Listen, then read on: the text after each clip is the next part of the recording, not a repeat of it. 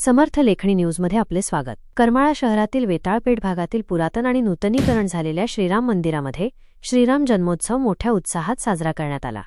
उत्सवाच्या मुख्य दिवशी सकाळी 11 वाजता करमाळ्याच्या नगराध्यक्षा सौ मोहिनीताई सावंत आणि श्री सावंत तसेच श्री व सौ अरुणकाका जगताप यांच्या हस्ते प्रभू श्रीरामाची विधिवत पूजा करण्यात आली।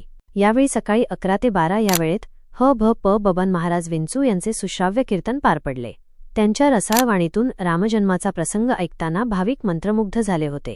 बरोबर दुपारी 12 वाजता फटाक्यांच्या भव्य आतषबाजीत आणि जय श्रीरामाच्या जयघोषात श्रीराम जन्मोत्सव साजरा करण्यात आला। या सोहळ्यानिमित्त संपूर्ण श्रीराम मंदिरावर आकर्षक विद्युत रोषणाई आणि फुलांची सजावट करण्यात आली होती।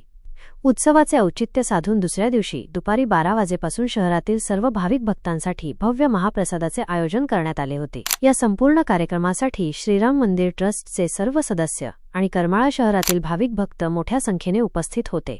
भक्तिमय वातावरणात पार पडलेल्या या सोहळ्याने भाविकांच्या डोळ्यांचे पारणे फेडले। साइन ऑफ प्रतिनिधी अविनाश जोशी, समर्थ लेखणी न्यूज, करमाळा।